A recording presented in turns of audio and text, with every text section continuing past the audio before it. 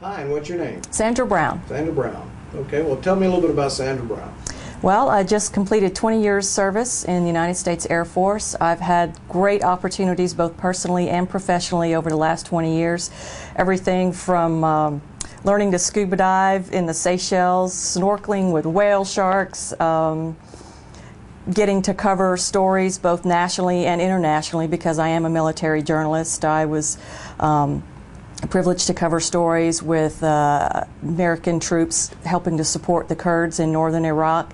So I've had quite a diverse life the last 20 years, and kind of wrapped things up most recently with 6 months in the international zone in Baghdad, teaching the Iraqi journalists all about journalistic integrity and free speech and things that they've never experienced before.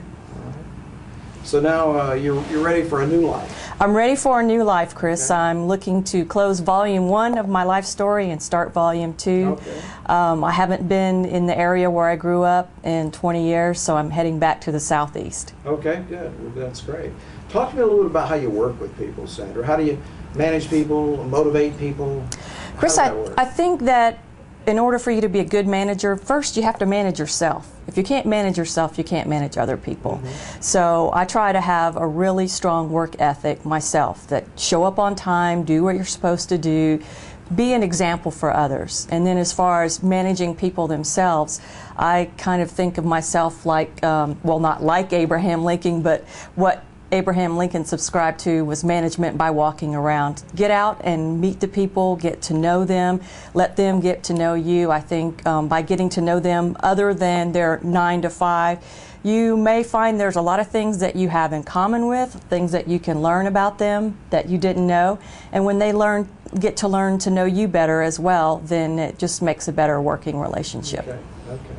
Well, talk to me a little bit about an accomplishment, maybe something that gives me an indication of your ability to get things done.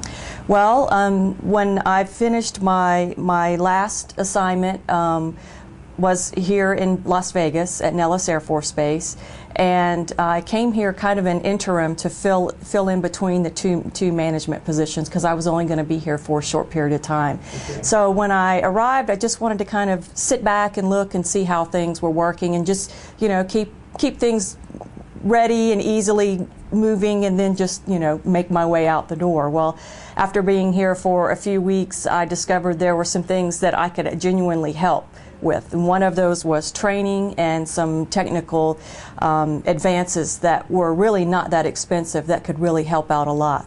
So I sat down with the management team and we discussed some technical advances that we could do, some purchases that we could make, and then I also developed a training schedule for all of the employees there so that every week we set aside a certain block of time and really got down to some serious training.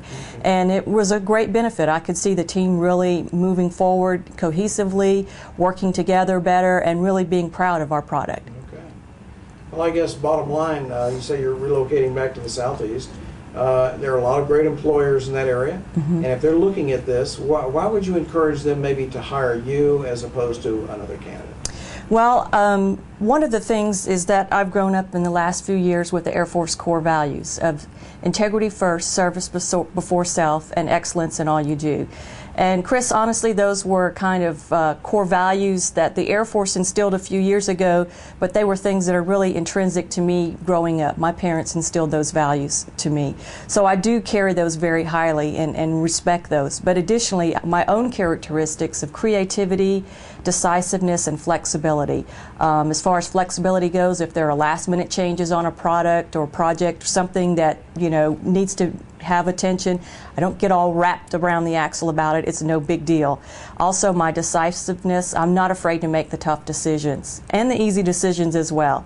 And creativity, I love looking at the way processes are done and try to figure out a better way, a shorter way, a more cost-effective way to do things. Look outside the box. Okay, very well said. Well, Sandra, I appreciate you spending some time with me. Thank you, Chris. Okay, thanks a lot.